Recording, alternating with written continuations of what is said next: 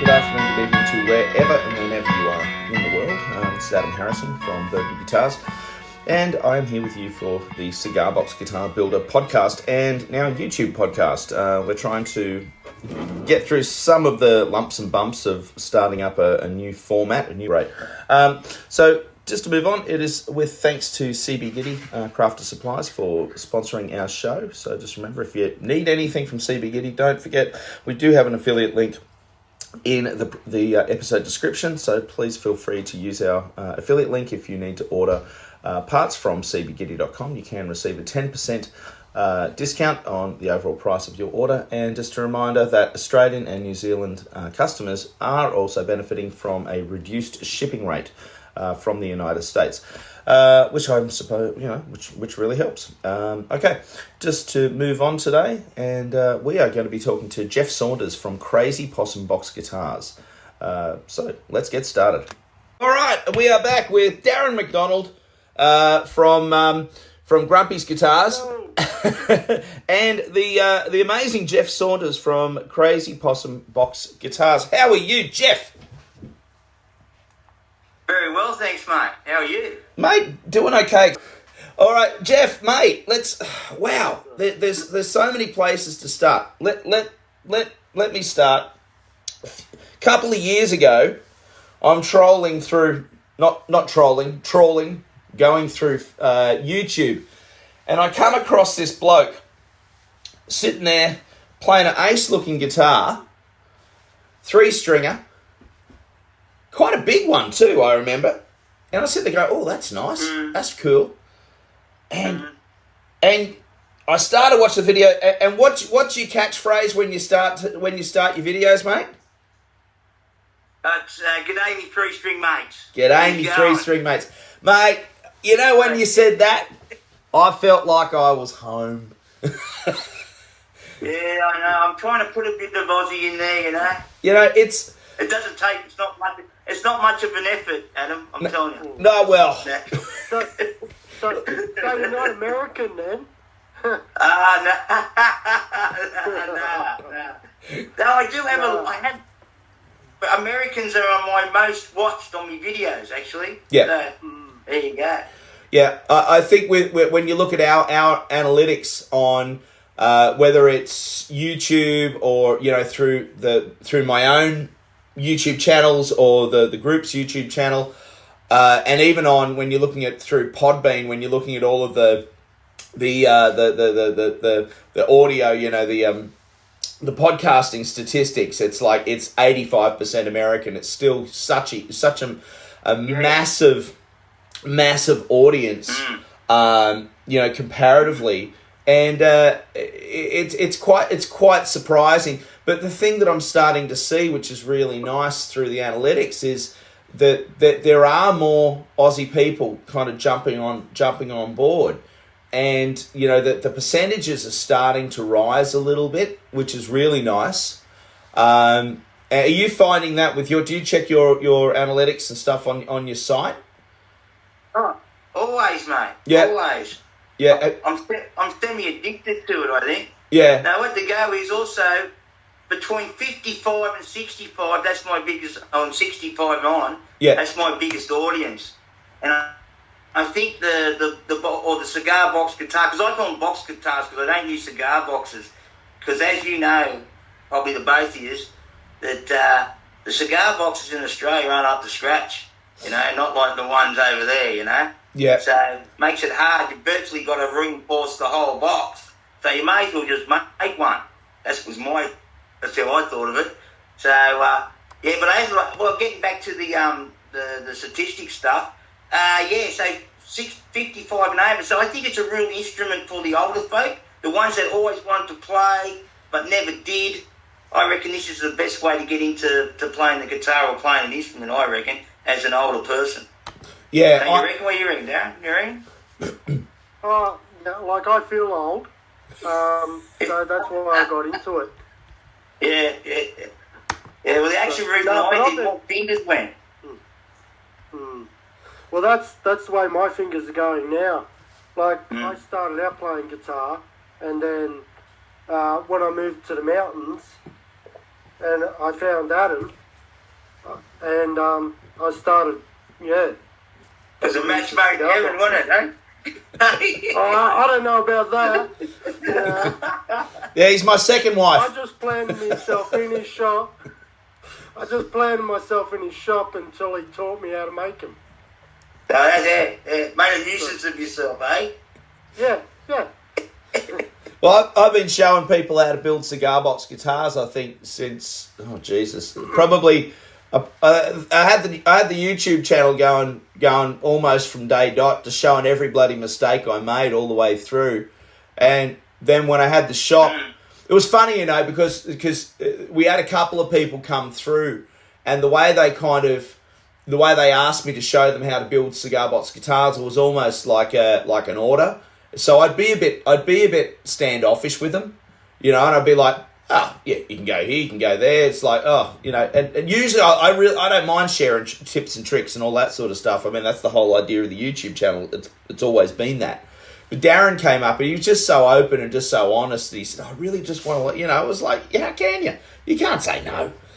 You can't say no. That's a good man. Yeah. But it's I took him 10 years to tell me how to do one. yeah. See, I warmed up to you. Slowly. No, it's great. It's great. And I get a real buzz out of, I suppose you folks do as well, just seeing what sound comes out of each one. Because I'm all about the acoustic thing of it. I don't really mic them up much, or I put a piezo in some of them. Yeah. But I don't really use the coil type thing. This one here, one. Let me get you on a big screen. Oh. Yeah, that's totally acoustic. That's my favourite, and it's made from cedar. So that's cedar. That's so beautiful. And and what happens? I find cedar gives you a real, it's a smoother thing than other woods. But I also use camphor laurel a lot because I just like the look of it, and I reckon it comes up pretty special when it's done. Yeah. And but it doesn't resonate as well as the cedar. That's Western red cedar, that one. So, yeah. And it's got that's a Tasmanian oak neck. Yep. And I always put the scarf joints on too. Yeah, I noticed that. And the zero fret. And as you can see, my nut is just a bigger fret. Yeah. It's a bigger fret, and that's how I do them. Yeah. Yeah. Yeah, it's... Darren, you often have problems... Because what I do, I keep the machine head all in line. Yep. So I don't need any grooves in the...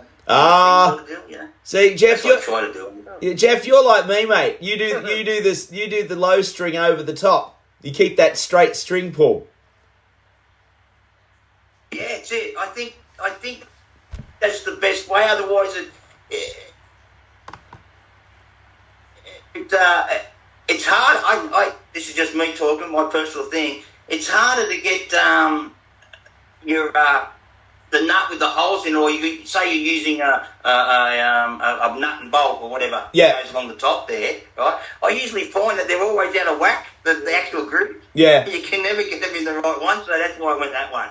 See, I've always had an issue with using, and people are going to start screaming and yelling at their iPads and computers and things and tell me I'm wrong, and that's fine.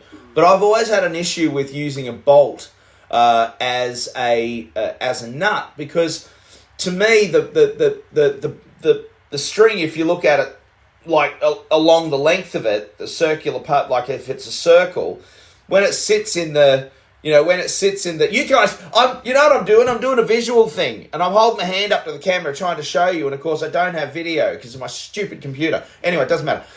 Basically, if you hold your fingers up in a V shape, a la Winston Churchill, and you sit your fist in on top of the V, right? The whole thing is that the string is only touching the 2 points at the top of the thread.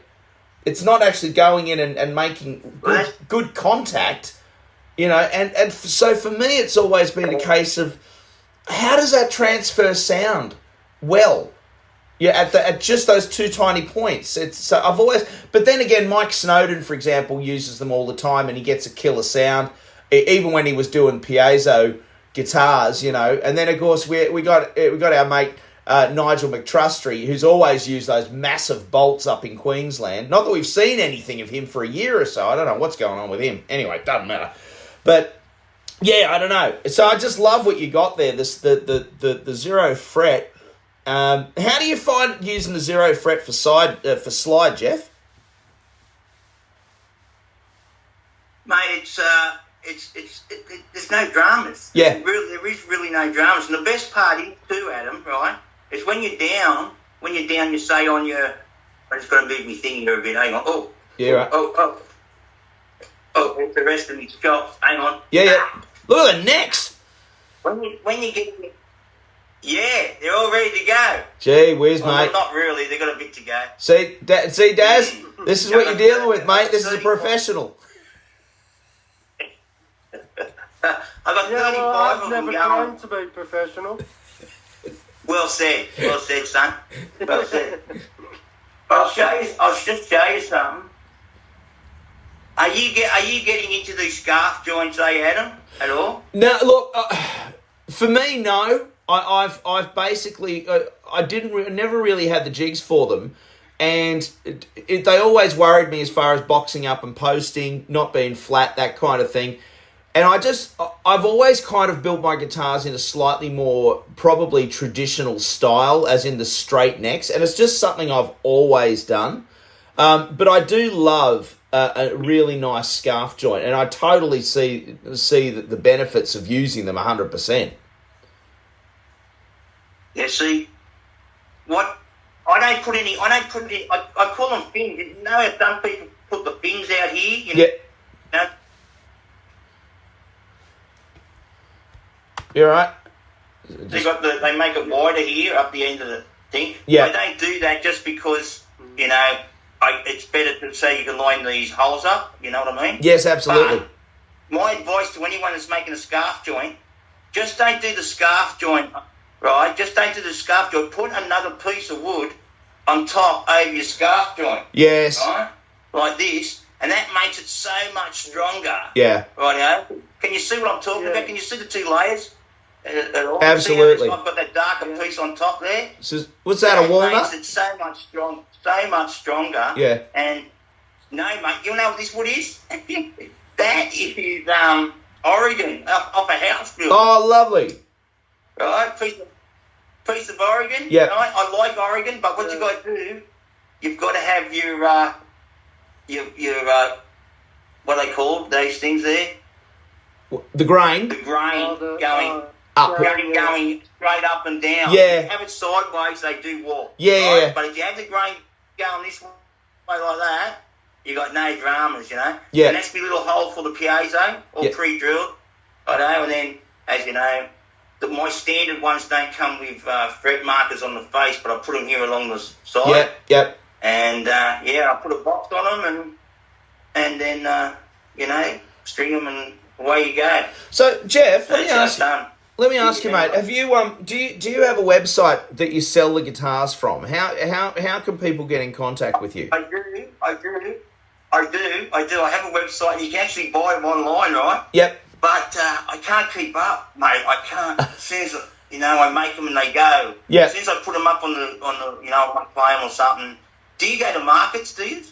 You go to markets? Look, I haven't done markets. I'm a full-time school teacher, so I used to do markets up until I stopped teaching and opened the shop. And then when I opened the shop, I never had time for markets. Yeah. Then when I closed the shop, I went back to teaching, and I hit 50. I hit 50, and I've wanted to get back into it, but it's just exhausting. It's just a question of just being able to physically go and do it again. I do want to do it. I'm planning to get back up here in the mountains and do it again, but it's definitely something I want to get back into. Yeah, well, I could only do it once a month because I just couldn't keep up with, you can't make 6 or 7, in 3 weeks. Every week, every 3 weeks, Yeah. Because you have to go with about 20 of them, 15 to 20 of them, right, to the market. And, So I was selling a lot like that. So my website is absolutely hopeless. It's only got about 3 or 4 guitars on there. But what I need you to do, if you want one off me, just get in contact with me, like through email or whatever, and just get in contact with me. We'll have a chat, and I'll make you up one. So that's the best way of doing it, I think. Yeah. So you got Crazy Possum Guitars up on Facebook, don't you? I have it on Facebook, but I'm not a real Facebook dude, you know. Yeah. I've concentrated mainly on YouTube. Yeah. Because I don't know, my friends are ageless. They just send me pictures of their food they're eating and stuff. Yeah. So I chase Facebook up, you know. Oh, dear. That'll do, That mate. was the biggest treat. Yeah. Well, see, yeah, mate, you're a man after my own heart because Darren knows how I feel about piezo pickups. See, I absolutely love them.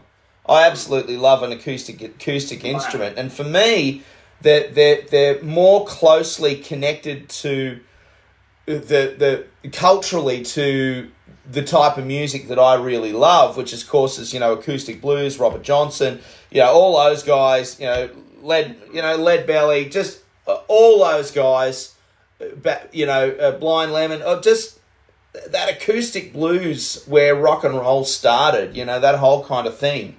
So for me, seeing you playing those guitars, and they sound great, and they sound pure, and, don't get me wrong, I'm a metal guy, through and through. I always have been. But for me, there's this beautiful, beautiful simplicity in playing, an acoustic instrument, even if it's a piezo powered instrument through an amplifier or something like that. But the whole idea of the piezo replicating the tone of the timbre in the guitar and all that sort of stuff. So for me, that there's a real magic in a properly set up piezo. And I can see with what you got on your lap there, you do that little recess. You do that little. I can see that in the bass there on the bottom of your guitar there. You do that little recess. Now, do you feel that with hot glue? I do. Yeah. I do. Yeah. But I don't actually go right around the outside. Yeah. I put the glue where the 2 connectors go on top of the piezo. Yep. The 2 wires that get soldered onto the top? Yeah, yeah. I put the glue over that just to strengthen that and to keep the pressure off that piece. Yeah. Because this is just me again, right, Adam? Yeah, right? yeah. But when I did the whole lot of the piezo in, right, it had a totally different sound. Right? Yeah. When you leave it with just, what I'm saying? But you leave the flappy bits around the outside of it open. Yep. I think it must have something to do with vibration or whatever it is, but it's a totally different sound. Well, it's kind of like put a bit on the top there, Well, it's kind of like muffling it. Like if you, and this is the thing that I found. Yeah. Well, when I first started building cigar box guitars, very, very first, I would put, and this is what a lot of people do, right? It's what a lot of new builders do, and this is what turns new builders off using piezos, and they forget about them, and they just go and they start using magnetic pickups, which basically then just makes it sound like an electric guitar, or I'll bet a 3-string or whatever. But the whole thing about it is that when I started, I would do that. I'll stick the piezo to the top of the lid of the cigar box, and of course you don't get that tone transfer, that vibrational transfer from the strings and the body properly into that. And so where you've got it placed there is perfectly suited to catch that, to catch all of the energy coming from the strings through the bridge into that neck timber, taking into account all of the lovely cedar that you've got as it's going through. You've got all of that beautiful energy transferring into that little piezo disc, and it's passive. You don't use any you don't use preamps, do you? No, mate, not at all. No, not at all. I don't need, when I'm doing a recording, it's just my acoustic one, not plugged in at all. Yeah. Straight into the mic of my phone. Yeah, well, mate, that's it. When I'm playing songs for the group, when we're doing our cover band challenge, for the Facebook group, a lot of the times I never plug in. Quite often I use one of Darren's guitars. Darren doesn't sell, mate. Darren just builds because he's a lunatic and he just loves giving them away. And and you know it's. I don't like sharing. I can't show it, but you can. Sharing is not caring about it. But you can hear it, and it's just like Darren builds his out of plywood. This thing's made out of complete plywood and Meranti for the fretboard. And I've got to promise you one thing: it's one of the best sounding acoustic instruments I've ever heard. And again, it doesn't have a pickup. You're right, mate. Yeah. Hey, just give me 5 minutes. I'm going to show you something. Hang on. Yeah. Go and grab it. I'll keep yammering on. So, what do you got, Des? Oh, don't yammer. I was just going to show it because I don't think he can see what you're showing him. Oh, here you go. Oh, hang on. What do you got there, Darren? Ah. Oh, yeah. Beautiful. Give us a look at the finish again, mate. Give us a look. Beautiful, That's mate. I love that rustic stuff. That is awesome. That is awesome. Yeah. That's what Darren... That is awesome. Mate, I'm trying to tell Darren to make them and sell them. Stay. Yeah, perfect, mate. And you're getting a good sound out of that too, eh? Yeah. I don't know if you can hear that. No, your microphone's directional, Not really. mate. It's not omni. Nah, we won't hear it, buddy. Anyway. I promise you it sounds better than that, Geoff. Yeah. It does. Okay. It's all good. I'll take your word. But He's got it on stealth mode. Oh, yeah. So here's my boxes, right? Love it. Now, this one here's got a camphor laurel back on it, right? Yeah, yep. Like that. See the camphor, right? And there's the lugs, right? Yep. It's in there. Oh, yeah. Now I do another one, right? This one, it's got that is the plywood. Yes. Plywood I'm using on the bottom of it, right? Yep. And I'm telling you, there's no difference. There's no difference whatsoever. They sound exactly the same, virtually, when I put them all together. Yeah. So that plywood's fine. Whatever it is, it works fine. What's with the two holes, Geoff? Geoff, That's my sound holes. so you got sound holes in the front. That's my sound holes. Oh, Yeah, I've got sound holes in the front, right? So Yeah. you put that there like that, and your neck goes in there, right? And I cut the holes a bit smaller, Yep. so I can get that perfect fitting, Yeah. right? Just to get it out, and then I'll go grab.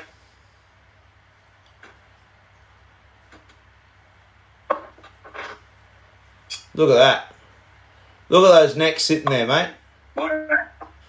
Bloody production line. Right. So then I'll put either a one of them on there, Yeah. right? Or yeah. I put one of them on there, Yeah. right? Clean that right up, put some F holes in it. Yeah. Bob's your uncle playing away. So you got sound holes in the front port, and you got why did you decide to put the two sound holes in the front port and F holes or a circular hole in the top? I don't really do the circular hole because the neck goes all the way through. Yeah. Right. But on the tin ones, right? On the tin one, it's no good putting an F hole in the tin. Yeah. Right. I don't put a wooden board behind the tin. Yeah. At all. Right. So it just holds it like that, and then I get a big bridge. She goes right there like that, and because I've got the neck going all the way through, righto, that holds that whole centre up to where the bridge sits onto. Lovely. And then it just works perfect, you know. It's just a time proven way of doing it. It is. No one likes having comebacks, mate. No one likes anything falling apart. That's you know what I mean? And I find, you know what I mean? So you find that if you make them hardier and sturdy enough, they can handle because a lot of these guitars go travelling. Yeah. Because they're easy to pack away. Yeah. That's what I find. And, you go travelling, they get knocked about. And the worst thing for me would be someone come back and said, "Oh, Geoff, your guitar's falling apart." Yeah. Nah, man, it's no good. Ain't good at all. That's it. Ain't good at all. So, Just and a good thing. why when I put F holes in here and I've still got the holes there is because I'm lazy and I just did the one job and I did have to make a different box for that. So that's why it's got the holes there. Bloody makes sense. That's the thing. What scale length are you using? Yeah. I use the 25 and a half. Yeah. Or the 24 and 3/4. And that's one or the other. Yeah, and that's depends if I stuff my left up or not. Yeah. Depends on which one I use. I think it's nice given a couple of different lengths. I mean, I've always used 25 and a half. I started using 24 when it got difficult to start to find the bigger cigar boxes. And I always found that using those little Romeo Juliet cigar boxes, you know, the number 20s or whatever they call them, or number 2, I think, whatever. I always found when you stuck a 25-inch neck on that, it just looked a bit odd. It's just, so using a 24, you know, I know Del Puckett uses like 23s and 22s, but for me that's just it's a bit too diminutive. It's a little too small. And I've never had success selling them. Del's a mad scientist, mate. Oh, he's just crazy. He's crazy, mate. He's just, you know, he's out there. He's out in many ways. Is our Del out there, you know? But as an innovator, he's a very clever man. I love the fact that he tries. That's it, you know. He puts springs in him for the reverb, you know. Yeah. And he goes all out. And he does that perfect, that pitch fretting, whatever it's called. All the frets are all over the shop. And, what does he call that? What does he call something intonation? He called just intonation. That's it. That's the one I'm talking about. Yeah, I watched an interview we did last night on his YouTube channel with Brett Gardner. And Brett Gardner's like this virtuoso guitar player who plays cigar box guitars. Like, he's insane. He's absolutely insane. And even he was quoting Del. He was saying he actually used just intonation on his. Look, you know what? Personally, I don't know, man. It's a cigar box guitar. It's like, the whole thing about a cigar box guitar is that there's always compromise. It's not a perfect instrument, and I just think it'd be kind of, I don't know. I love picking up a guitar and you know, knowing that, you know, having that bridge, that straight bridge, you know, there's always a compromise. You're either going to get the D in perfect, you know, the middle string in perfect harmony, you know, intonation wise, and then you're going to be, the 2 out one's going to be slightly odd, or your 2 out one's going to be perfect and your middle one's going to be slightly odd. You know what I mean? Like, there is always that beautiful compromise with these guitars. They're not perfect, but they're beautiful, you know, at the same time. And it's just like, I think what you've got though, Geoff, is your guitars really seem to have a really lovely tone. Now, that obviously comes down to the tone woods. It obviously comes down to the way you build them. They look solid as hell. They really do. But the other thing that I think is really lovely is your fretwork looks really, really nice. So do you have a guitaring background? Do you have a guitaring background at all? Or is this, or do you play normal 6-string guitar? I mean, I'll tell you about my guitaring. Well, let me ask you the question. How did you get into it? I'm about 24, right? I joined a band. Yep. Right? I've been playing for a few years, so I joined a band. And they've always subsidised my pay, you know, from being a motor mechanic. Yeah. You know? So it just subsidised the pay. And I had kids early, you know, I had kids when I was 22 and that. And so I kept, this is the 80s, right? Yeah. So I kept going with it to keep, you know, a bit of money. Yeah. You know? And then as I kept going, so we were, as a band, we were getting $600, right, a gig back in 1989. That's good money. Right? Back then, $200, that was like a whole week's wage virtually. Well, you know, as an apprentice and stuff. Yeah. You know? So it was good stuff, right?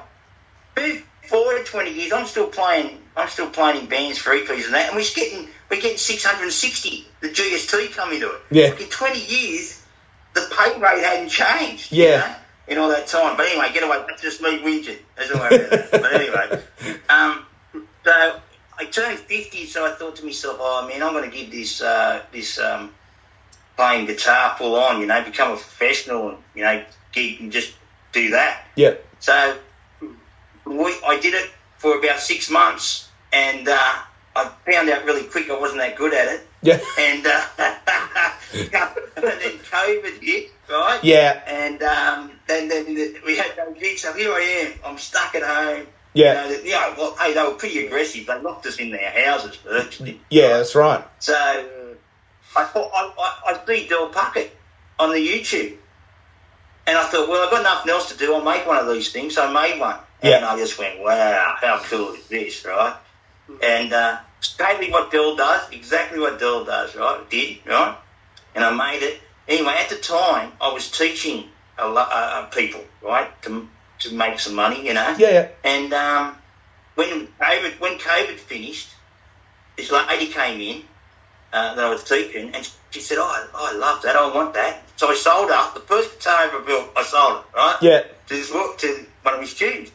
So I said, "Well, I'll make another one."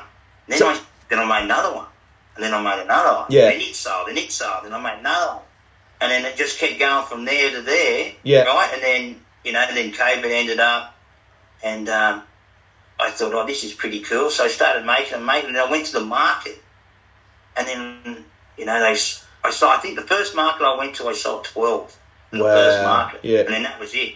I thought this is the way to do things, But usually, as time went on, I quickly realised you can't make money out of just selling box guitars, because you're only a one-man band and you can only make one so many to a playable standard. I'm sure you guys have made guitars and just went, nah. Yeah. This is beyond repair. Yeah. Right? It's got to go. I'm sure you have. Yeah, I gave my shit one to Adam. No, ones.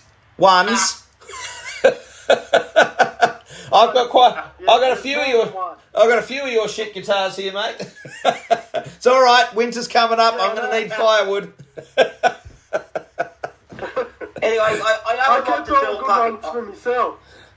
Yeah, but I owe a lot to Del Puckett, man. Yeah. Like, he was the one that showed me how to do everything and whatnot, and he can play, Del. Yeah, he's a player. He's a player, that's for sure. What about Uncle Mark? Yeah, we've interviewed Uncle Mark. I interviewed him a little while ago on the podcast. Oh, hang on. I'm thinking I'm thinking Jag. I'm thinking Blues Boy Jag. Uncle Mark's great. In fact, Uncle Mark taught me how to play Mr. Bojangles for the group. You remember that we had to do Mr. Bojangles? And it was his video that I watched to teach me how to play that. He's great. He's very, very good. But let's talk about you, Geoff. Let's talk about. Sorry. No, you're right, mate. You're right. I got limited time, and I just wanted to really nail in on what you're doing. And look, first and foremost, where are you? Where are you based? I'm in Neath. I'm at Neath, right? Where's that? It's one of the suburbs of It's one of the suburbs of Cessnock. I'm in the Hunter Valley. I'm right at the wineries. Oh, wow. So, all right. So you're up near Newcastle. Yeah. So what goes on is I actually sell the guitars at wineries. Yep. At the winery. And, so it's a pretty good deal, Everything goes well. Very nice. Very nice. What else can I can tell you another thing, right, about getting into the box guitars, right? Have you ever made a bow diddley? Oh, yeah, diddley bow, yeah. Absolutely. Yeah, well, I got my one here. Yeah. There they are, diddley bows, right? Anyway, I find that the diddley bows are great to pick the songs out on. Yep. That's it. Because you just got your mate. I usually get the diddley bow if I'm going to do a song. I usually muck around the diddley bow to get where I think they're going. The main note. Then I pick up then pick up the free, or usually the bass. I usually pick the bass out, Yeah. And then I go to Uncle Mark to confirm if I was close. But mate, let's talk about your YouTube channel, man, because I got to say, it is you overtook us. You overtook me. I'm sitting there, and I'm sitting there, and I'm watching you. And I'm going.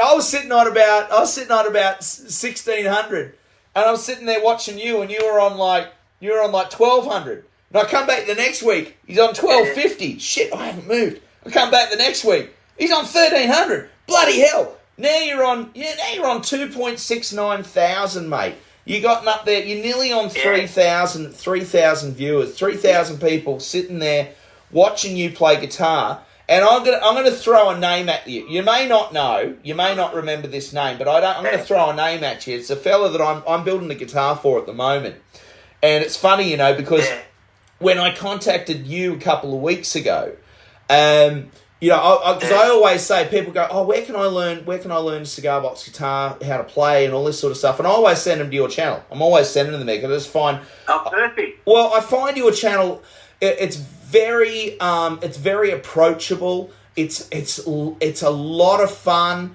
It's not stressful. It's not too busy. I think the problem with Uncle Mark is because Uncle Mark's got all the fandango going on. I think it's for me, when I look at that, it's a little bit stressful and it's hard for me because I got a bit of ADHD. I don't focus real good, right? So for me, when I'm watching your videos, they're nicely set up. You're sitting there on the screen. You're showing it. You got a real pleasant, happy persona that you're naturally enthusiastic, right? And the other thing that I love is the fact you got that little bit of software which actually is putting the tablature. It puts the tab up on the screen as well for people to focus on. And mate, I think you've hit a winner on that. I think Dude, that's not software.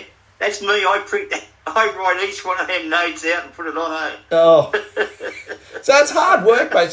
So you're doing this gig. You're doing this gig now full time. No. I work. Look, I'm semi-retired. I work 2 days a week. Yep. That's it. It's for someone else, and the rest of the time's mine. You know. Yeah. Absolutely. And but let me throw a name.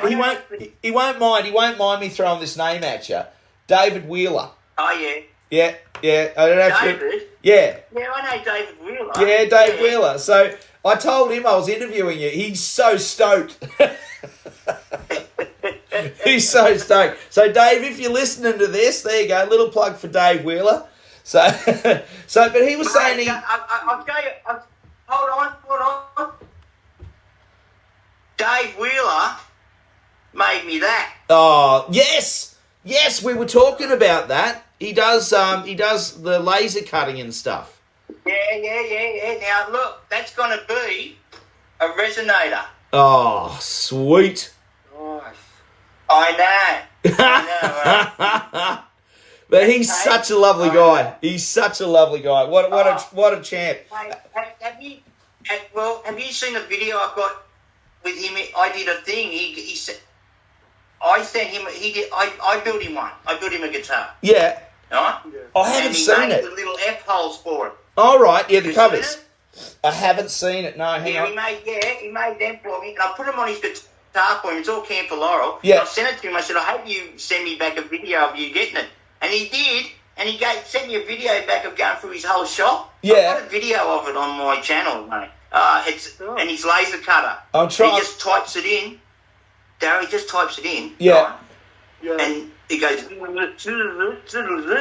out comes this. It's unbelievable. I'm just trying to find where. How long ago was it? Not long ago, man. It's called Laser F Holes. It's on a blue. Oh, I got it. Green. I got it. There you go. Wagga Dave and Laser F Holes. That's the one. That's it. Well, I'm also building. I'll give you a little shout out to Phil, because Phil's his brother. I'm also building one for Phil at the moment too. But both Phil and both Dave wanted me to say a big hi, big g'day, and say a big hi for you on the YouTube. No worries, mate. They're great blokes. In fact, Phil the other one's Mark. There's a Mark. Oh, is there? I haven't scored him yet. Hang on, I'm going to get onto those boys. You might sell him one because he bought one of my number plate one. Oh, lovely, man. You might get another one of him. Well, look, you know what? Have you noticed when people buy a guitar, they start collecting them? Yeah, Have yeah. you noticed that? You know? It's a big bloody rabbit hole. You just go straight down it, mate. You're straight down that rabbit hole. Gee whiz. But no, the boys are great. And this is the thing that I find with... this is the thing I find with most cigar box guitar players, you know, is that most guys and most people who are into it are really just salt of the earth kind of people. They really love the fact that something's made by hand. They love the fact that it's got, you know, it's not a perfect. It's not a Martin. You know what I mean? Like, they're not Martin guitars. They're gonna have, you know, when you're reclaiming. I'm showing you the guitar again. I don't have a picture. When you're using timber that's, you know, that might have a knot in it, or it's imperfect, or it's, you know, being reclaimed, it's got a nail hole in it and stuff. It's that sort of stuff that people love. You know what I mean? Whereas, can you imagine someone getting a Martin guitar with a big nail hole in the headstock and be like, what the hell? But you know, using things like just old pallet timber. I'm really starting to fall in love with using old pallet timber and finding old bits of wood, because it's becoming really difficult now to find Tassie oak. Like, you know, the stuff that we were getting from Bunnings and stuff like that. It's bloody difficult to find here in Sydney, even in the Blue Mountains here. A lot of they're starting to swap out for a type of eucalypt, and it's nice. The eucalyptus is nice, but it's not. It's just not quite that Tassie oak, and I love the Tassie oak because it's dead straight. Mark Wilmot, actually, from CBG Emporium up in Brizzy, he actually told me once. He said, "Look, you said it says Tassie oak." I said, "Yeah." He said, "It could be anything." He said, "They call it Tassie oak." He said, "But it could be it could be ash." He said, "It could be Tassie oak." He said, "It could be eucalypt." They just label it. It's just one of those things. But it is becoming a little harder to find, which is why I'm starting now to look at, you know, I built a guitar using some old pallet timber, and it's been gorgeous. I love it because it's got some old rusty nail holes in it, and for me, I think that's what building cigar box guitars really is about. I went through this stage of trying to do things like you know, old mate over in America over there, Rod's guitars, trying to make them so they're super pristine. That's just not me. And what I love about what you do, Geoff, is I love the fact that you obviously build from the heart, but I don't think anyone builds a guitar quite like you. No one in Australia is building box guitars in the style that you're doing them. I think, yeah, and I love the fact you're not calling them cigar box guitars, so you just call them box guitars because they're not cigar boxes, you know. So, well, that's it. I didn't want to upset the loyalists. Yeah, you know. Yeah. Like those box guitars are a big thing in America, mate. There's a young lass of Samantha Fish. Yeah. Right. Have you seen her? Yeah. She's incredible, amazing artist. Mate, she was here. She played Newcastle, and I missed her. Yeah. But she's an interesting one. She's an interesting one because I've read a couple of interviews with her, and she said she's got that old red cigar box guitar, that 3-string that she's got, the fretless one.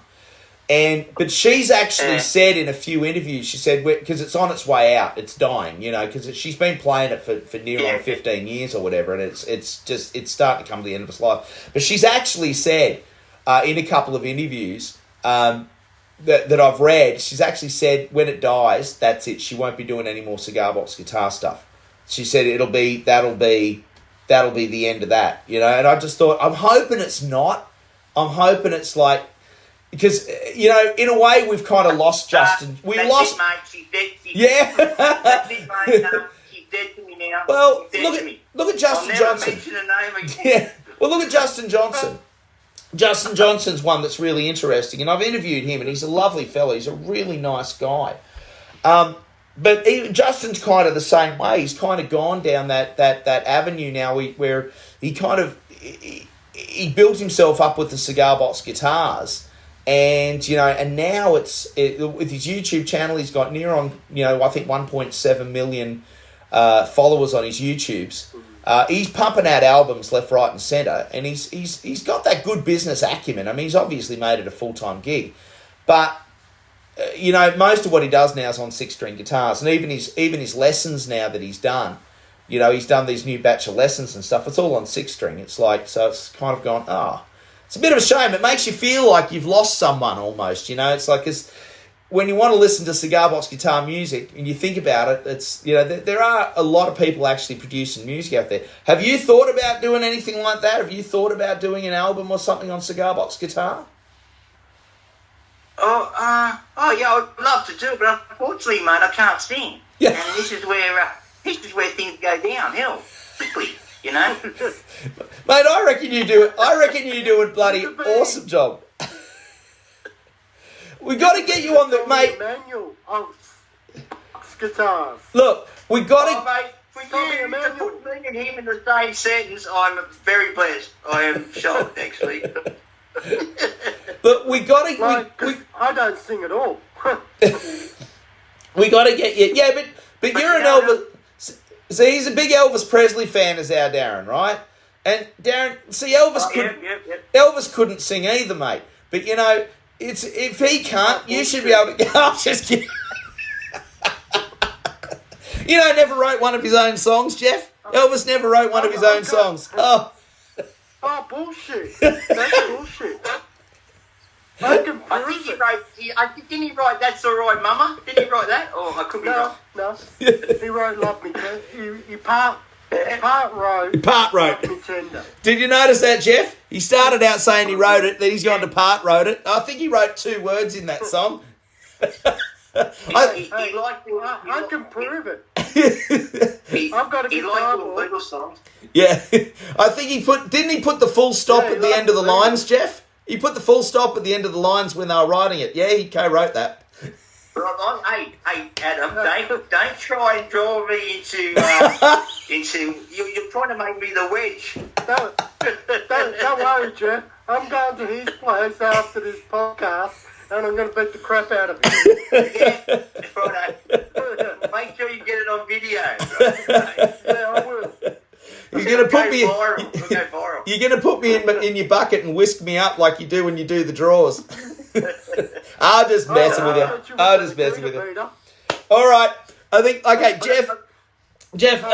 Come to the end of the interview because I think things are going to get nasty between me and Dazza.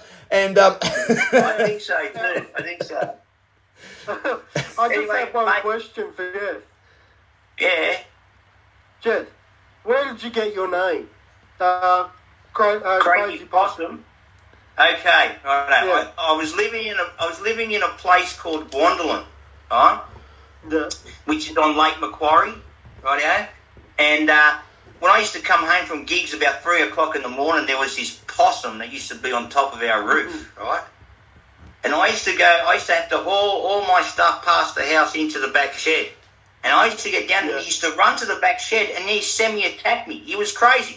He used to hiss at me and carry on and, oh, man, we had this crazy possum. And that's what started it all. That's why I called it after that. Because I heard, C-Stick Steve and Chicken Bone, whatever, I can't remember his name, Chicken Bone something. And I thought, well, I know the name. Yeah. I know the name, don't I? Yeah. So it became Crazy Possum. Do you know what, Geoff?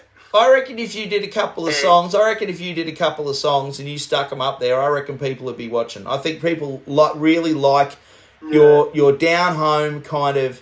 It's just a real true blue kind of voice there, mate. When you're singing, and I think when you do, when you're doing the songs and stuff like that, you show that playing music, on these instruments is very accessible.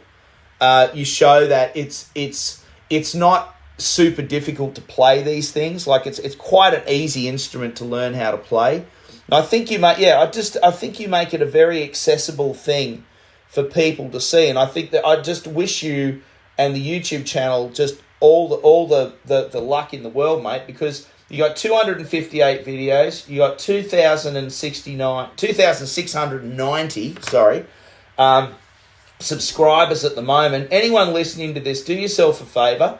All right, go over to YouTube, type in Crazy Possum Box Guitars, all right, and click on that subscribe button, because I'm telling you, he's doing a great job. You're doing a great job out there, mate. And I think we need more people like you out there showing people how to play guitars. And as I said, the fact that you've got that tablet just sitting there and you go to all of that effort, and believe it or not, mate, it looks bloody professional. It looks really professional. You sitting there and you got your sign up, and it makes me, I sit back looking at what I do, and I sit there going, bloody hell, he's good. Did you see the warning when I'm going to ding? I put the warning up. Yeah. I love it. Hey, thank you very much. Thank you very much, Adam. It's quite kind, mate. But I have got one thing to leave you with, right? Yeah. You know how you said that I've got that voice, that true voice, Yeah. Guess what subtitles is my highest subtitles? Which one? Language. Which language? It's English. Yeah. But people speaking English are getting subtitles with me. What for? Because they can't understand me, mate. they mustn't be Aussie. They mustn't be Australian. Or they're from Kirribilli, Hey, I'm going to ask you a question. I know we've got to go on there, but I've got a question for you. Being you on YouTube, do you have much copyright dramas? No. See, I do. Every time I do a thing, I have a copyright thing I've got to do, right? Yeah. So I've got to be smart. I've got to do them a certain length, and this. So what I wanted to say was, I find it ridiculous that they put copyright on people that are teaching things. Yeah. Because, look, I sit there and sing it with my shocking voice and play it on this little three-string guitar, and because it sounds like their song, they take all your money. They take the lot. Yeah. Right? Yeah. So so you've got to be tricky. You've got to cut it down, and that's why sometimes I do songs there's bits missing, but I'll teach it after I do it. But I can't play it in that one hit. Yeah, you got a 15 second. I think it's a 50. You got a 15 second block. No, look. See, I'm not monetized. See, that's the thing. So maybe, so maybe that's why. Maybe that's why I'm not struggling with that. The funny thing is, the only two strikes I've ever had against me were when I had the shop, and I was doing a guitar repair and filming a guitar repair when I had the shop, and in the background I had on the two occasions. One occasion I had Bob Dylan playing. I was just playing a record in the background in the shop for a bit of ambience. I got a strike for that, and I got a strike for another. I can't remember the song. I can't remember the song of the artist. And I got a strike for that one as well. I said you got to pull it down. But see, I'm not monetized. So when I sit there and I play a song, even if I do a song even on the YouTube channel, I don't think we've had any problems, Darren, on the not YouTube, on the Facebook, on the group, even with all the people that are uploading versions of songs. Because what are we doing at the moment? We're doing Rod Stewart at the moment. And if anyone should get a copyright strike, it should be me for doing Do You Think I'm Sexy? And not because of copyright, just because it was just a no on all counts. That's just a no on all counts, And that was rather terrifying. My kids heard me singing that, and they're sitting going, "Dad, what are you doing?" How old are your kids, mate? Age-wise, you got 15, 18, and 21. So it's you've got it all happening. It's all busy. Go. But no, I don't have I think because you're monetized on your side, aren't you? Just happened. It happened in March last year. Yeah, and it's a good thing, but it's also a bad thing. But I've got to say, I've got to give a big shout out to my members. I've got members, and there's 30 blokes, that pay $1 a week, and they become members. I give them an extra video, which is the video I actually give them it's me struggling to try to learn a song. Yeah. With a slide and stuff, though. It's pretty good. And, and they can download a hard copy of all the tabs. Oh, that's awesome. As you become a member. That's what I offered them. And I've got 30 blokes that took the offer up, and I love them, mate. They keep the lights going. Well, that's it. Members. That's fantastic. Well, pays for a couple of sets of machine heads and stuff like that, all that sort of thing. So, oh, mate, I find my subscriptions. Subscriptions to everything. Yeah. Mate, you've got to have a subscription to download this and a subscription to be here, and it costs you, it's $50 a year and all this sort of stuff. Kill me. That's the thing that's really getting to me now is with all these bloody subscriptions and everything. It's like you don't own anything anymore. Even the music that you get now, like everyone's just streaming stuff. You don't. When was the last time I bought an album? I think the last one I bought was Judas Priest's last album that they did. That was a cracker. And I don't know. It's just like when you look at your record collection, you kind of sit there and go, I've gone back to collecting old records and stuff like that because I want to own stuff. I want to, and CDs and things like that. I'm telling you, when the shit hits the fan and we lose all of the internet and all that sort of stuff, I'm still going to have my record collection. So, couple of questions for you just before we go, mate. This is our couple of questions before we go. All right. So, what's your tip for new builders? Right, okay. Wood selection's big. I met a bloke called Geoff the Lumberjack. You might have heard of him. He's me man. Don't use stuff that you can make a deck out of. No, that's number one rule, right? Don't use any of that stuff, right? If you can make a deck out of it, don't use it. But that's the only thing I can think of. Righto. Big materials anyway. And the last thing... You know what? I've made a guitar out of decking. Yeah, how'd it go? Good. In the house. So what? That's with my other collection. So let's say Merbau. So Merbau, because Merbau's used for decking timber. What would be a downside of using Merbau? It's too dense. Yep. It's too dense. Right. It's got some treatment in it that doesn't like to take stain, and it takes the stain and that, but there's something in it. I don't know what it is. Yeah. Right. But if you try to use a lacquer or anything like that, it seems to peel off. It's not good. Right? Oh, okay. But anyway, it's got a blue dye in it. Yeah, it's got I don't know what it, Darren, I don't know what it is. Yeah. But also, it's hard to work with. Yes. It's hard to work with, and when you put the frets in it and stuff, you have to hit the frets too hard to get them in. Yeah. That's my opinion, right? Yeah. It's just not good to work with, and shaping's hard. It rips pieces out of it. I don't like any decking at all. See, I reckon you hit the nail on the head with this one, right? I think that there are certain timbers that are really well suited to building guitars, and I agree because I've tried to use Merbau before. I went to Bunnings and I got myself a couple of lengths of decking timber, and I thought, all right, well, I'll do a couple of necks with them. Let me tell you, the first thing was it was awful to use. It was so hard to use. It was just absolute. It killed all of the tools that I used it on. It was so hard. Like it blunted everything. Everything got blunt by using it. The other thing was it was entirely not fun. It wasn't fun to use. Like I really did not enjoy using it as a timber. And I think that the chisels don't work with it either. No, it doesn't happen. No, perfect. It's perfect for decking because it is so hard. There you go. Yeah, you got it there.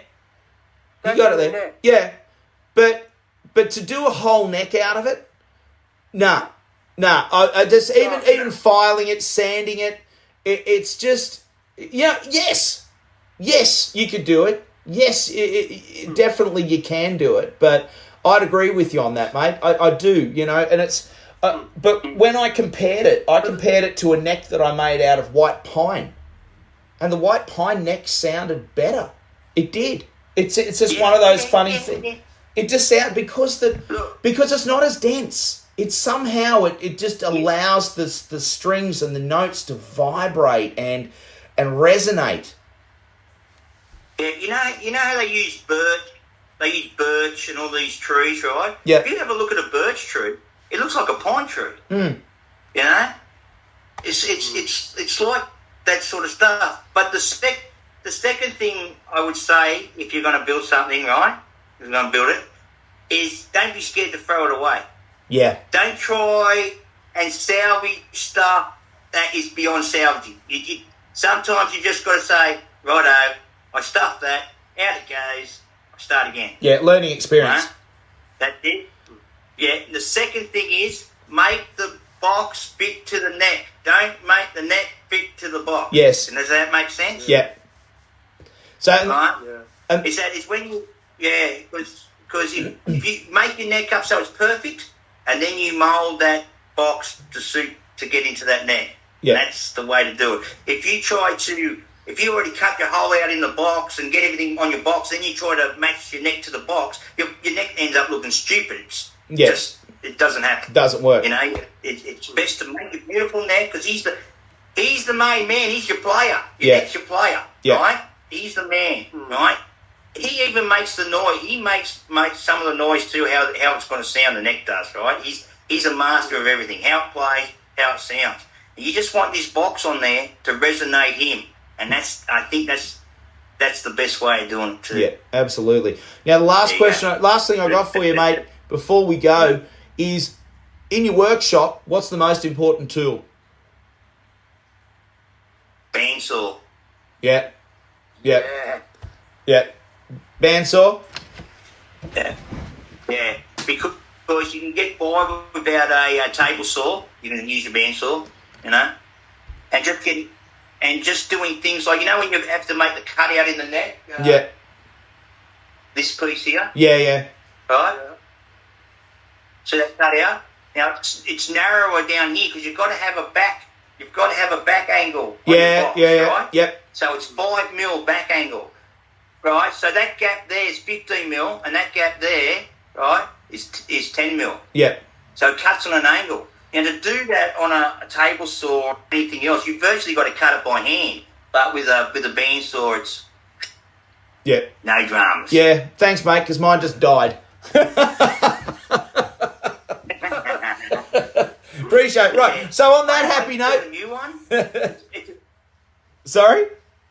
Yeah, I just bought a new one. It's Australian made. It's a beauty. Yeah. No, it's funny, you know, I'm going back to using pull saws and things like that along the side of a box to do the box lids and things like that. It's, to be honest with you, I'm actually really enjoying it. It's quite a bit of fun. So I'm going to go down today and do a few boxes today because I've got to try and get ahead of some upcoming builds and things like that. But mate, Geoff, it's been an absolute pleasure chatting with you, mate. And I do suggest everyone jump on board and support your channel. Good luck with with the markets and stuff like that. Jump on, check out Crazy Possum Guitars, and from the Cigar Box Guitar Builder, mate. Thank you so much for joining us. It's been great. To our listeners and viewers, thank you so much for listening. Once again, I apologise for not being able to use my video today. My camera is on. It's just literally, it is just not working. I'm trying to do something about it in the near future. Otherwise, you got Darren's fabulous face to feast your eyes upon. Don't know what happened to Joe today. Doesn't matter, mate. And apologies from Jesse. It doesn't matter. The best looking blokes are on here already. There you go. Yeah, that's it. Well, apologies from Jesse. Jesse couldn't make it today. He had an appointment that he needed to go to. Look, all the best to everybody. Thanks again to our sponsor, CB Giddy Crafter Supplies. Remember, there is an affiliate link in the episode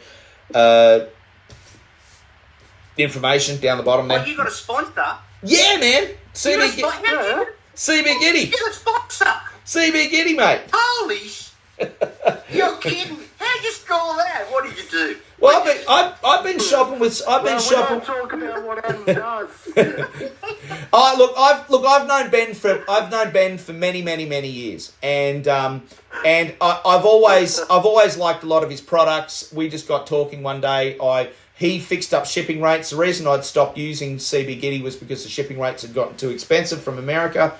He did something about it. He made the shipping rates a bit better, and it helped me. he just does a lot of stuff he does a lot of parts and things that I can't get locally. And parts that I like. So it just made sense for me to go with that. Ben offered to support us, and off we go. It's an open group, however. This is the thing. So the Facebook group is an open group. Ben sponsors this show, but it's the thing I like about this show is that I've interviewed everybody. I've interviewed obviously Mark from CBG Emporium. I've interviewed Michael from MGB. I don't care what parts people use as long as people are building. It's just that this show, Ben supports and helps this show. So obviously I appreciate that. But it's just we're a very open kind of thing. I think as people, I think we're very open to everybody. I think no one jumps up and down. I've never seen anyone have a punch up between people saying CB Giddy, MGB, getting it on. Mind you, it would be funny to see Ben and Michael have a go at it. So who knows? All right. I use CBs, man. Sorry? I use them. I buy me frets from them. Yeah, CB Giddy. Oh, Yeah. Their fret wire's fantastic. I got it in bulk. It's nice and straight. Yeah, I got the 10 pound set. The 1 pound set, or whatever they call it. It's heavy as. Yeah. And the thing I like about it is it's not the Cupra nickel stuff. The thing I like about it is it's actually the nickel silver, and it's like J-Car or Jess-Car or whatever they call it. It's nice. It's nice fret wire. But anyway, on that note, let you guys go. Have a great one. Thanks, people. Thank you, mate. Thank you. Oh, no worries, mate. Invite me back anytime. Yeah, mate. I like talking to Darren. Yeah, look, I think Joe's going to be upset that he missed. No. Adam who? Yeah. The invisible guy in the box. The guy from the invisible box. I can't see him. He mustn't be here. No one can see. All right, gentlemen. Bye for now. Take it easy. Be good. And Dazzer, I'll talk to you later today. Bye. See you guys. Bye. Bye. See ya.